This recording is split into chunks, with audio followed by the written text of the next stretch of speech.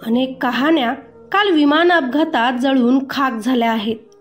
या हृदयद्रावक कहाणी ऐकणाऱ्याला कुणालाही रडू कोसळेल. त्यापैकीच एक कहाणी आहे राजस्थानमधील खुशबू राजपुरोहितची. जोधपूरमधील अरबा येथील रहिवासी असलेल्या खुशबूचं 5 महिन्यांपूर्वीच लग्न झालं होतं. तिचा नवरा लंडनमध्ये डॉक्टर होता. लग्नानंतर 2च महिन्यात तो लंडनला निघून गेला होता. खुशबूला त्याच्यासोबत जाता आलं नव्हतं, कारण पासपोर्टसाठी लागणारे कागदपत्र तयार नव्हते. पण आता खुशबूचा पासपोर्ट फक्त 2 दिवसांपूर्वीच तयार झाला होता आणि ती तिच्या नवऱ्यासोबत आयुष्य जगण्यासाठी या विमानाने लंडनला जायला निघाली होती. लंडनला जाण्यापूर्वी खुशबूचे कुटुंब तिला निरोप देत होते. ती तिच्या कुटुंबातील सदस्यांना मिठी मारताना खूप रडताना दिसत होती. खुशबूचा हा शेवटचाच निरोप असेल हे कुणालाही माहिती नव्हते. नवरा मात्र बायको येणार याची वाट बघत होता, पण त्याची बायको आता कधीही त्याच्यापर्यंत जाऊन पोहोचू शकणार नव्हती, कारण काळाने घात केला आणि सोबत आयुष्य जगण्याचं त्यांचं स्वप्न मात्र स्वप्नच राहिलं. याच विमान अपघातात दुसरी कहाणी आहे रोशनीची. आकाशात उंच भरारी घ्यायचं स्वप्न पूर्ण करणाऱ्या डोंबिवलीतील एअर होस्टेस रोशनी सोनघरे हिचाही दुर्दैवी मृत्यू झालाय. ती एअर इंडियाच्या अपघातग्रस्त विमानात फ्लाईट क्रू म्हणून कार्यरत होती.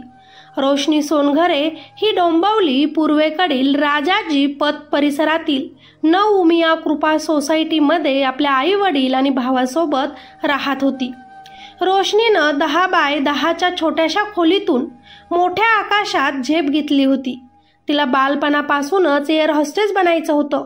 तिच्या वडिलांचा टेक्निशियनचं काम होतं, तरीही तिचे आई वडील दोघांनीही ती मोठी व्हावी, शिकावी यासाठी खूप कष्ट घेतले. सुरुवातीला रोशनी स्पाइस जेटमध्ये होती. 2 वर्षांपूर्वी तिने एअर इंडिया जॉईन केलं होतं. 2च दिवसांपूर्वी ती गावी आली होती. आजी आजोबा काका काकूंना भेटली, कुलदैवताचं तिनं दर्शन घेतलं आणि तेवढ्यातच तिला लंडनची फ्लाईट मिळाली होती. तीच अखेरची त्यांची भेट ठरली. असं सांगताना रोशनीच्या मामांना हुंदका अनावर झाला. मामांनी तिला लग्नाचं विचारलं होतं, तर रोशनी त्यांना म्हणाली होती, मामा, मला जो आवडेल त्याच्यासोबतच मी लग्न करणार.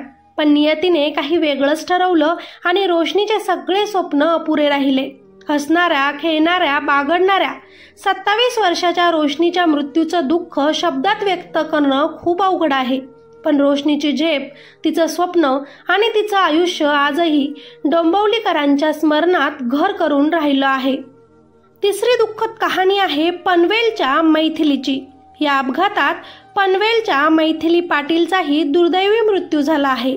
ती एअर इंडियामध्ये एअर होस्टेस म्हणून काम करत होती. पनवेल तालुक्यातील न्हावा गावची रहिवासी असलेली 23 वर्षीय मैथिली मोरेश्वर पाटील या अपघातात तिनंही शेवटचा श्वास घेतलाय. मैथिलीनं अत्यंत हलाखीच्या परिस्थितीतून तिनं हे एव्हिएशनचे शिक्षण पूर्ण केले होते. अहमदाबादमध्ये मृत्यू झालेली मैथिली ही क्रू मेंबरपैकीच एक होती. एअर इंडियामध्ये एअर होस्टेस म्हणून कार्यरत असलेली मैथिली गेल्या 2 वर्षांपासूनच या क्षेत्रात काम करत होती. अपघाताच्या आदल्याच दिवशी दुपारी तिनं आपल्या कुटुंबासोबत जेवण केलं. त्यानंतर ती मुंबईहून अहमदाबादसाठी रवाना झाली होती. त्यानंतर फ्लाईटच्या आधीही 11 वाजता तिनं आईवडिलांशी शेवटचा संपर्क साधला होता. न्हावा येथून निघालेली मैथिली मुंबई मार्गे अहमदाबाद विमानतळावर पोहोचली. तिने याच विमानात आपली ड्युटी सुरू केली होती. पण काही क्षणातच होत्याचं नव्हतं झालं. तिच्या परिवारावर मोठी शोककळा पसरली. तिच्या पश्चात तिचे आई वडील, बहीण आणि भाऊ असा परिवार आहे. या अपघातातील चौथी कहाणी आहे एका वयस्कर आईवडिलांची, जे सोलापूर जिल्ह्यातील सांगोला तालुक्यातील हातीत गावचे मूळ रहिवासी होते. महादेव तुकाराम पवार वय 67 वर्ष आणि त्यांची बायको आशा महादेव पवार वय 55. यांचाही दुर्दैवी मृत्यू झाला आहे. ते त्यांच्या मुलाला भेटण्यासाठी लंडनला चालले होते. त्यांचा एक मुलगा अहमदाबादमध्ये तर दुसरा लंडनमध्ये बेकरीचा व्यवसाय करत होता. 15 दिवसांपूर्वीच ते आपल्या गावी त्यांच्या भावांना भेटण्यासाठी आले होते.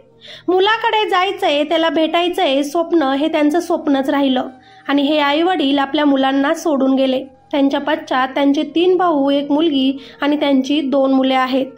आपली 5वी कहाणी आहे अशा डॉक्टर जोडप्यांची, जे मरणाच्या काही क्षणापूर्वीच सेल्फी काढून आपला आनंदाचा क्षण कैद करत होते, पण त्यांना माहिती नव्हतं की त्यांचा हाच शेवटचा क्षण आहे. डॉक्टर कोमी व्यास आणि डॉक्टर प्रतीक जोशी दोघंही उदयपूरमधील पॅसिफिक हॉस्पिटलमध्ये काम करायचे.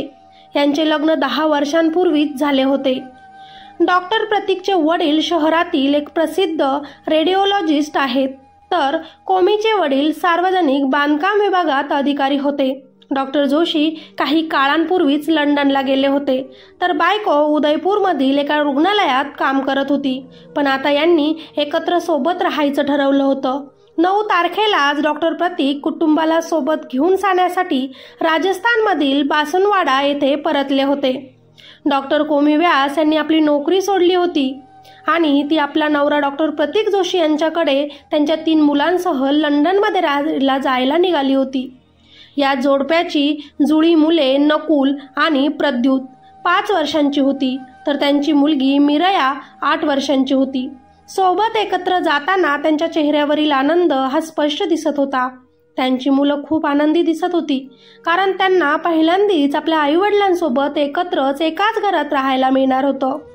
दुर्दैवी त्या विमानात डॉक्टर जोशी यांनी घेतलेल्या सेल्फीमध्ये ते आणि त्यांची बायको एका बाजूला बसलेले होते, हसत असल्याचे, आणि त्यांची जुळी मुलं आणि मोठी मुलगी भावाच्या पलीकडे बसलेली दिसत आहे.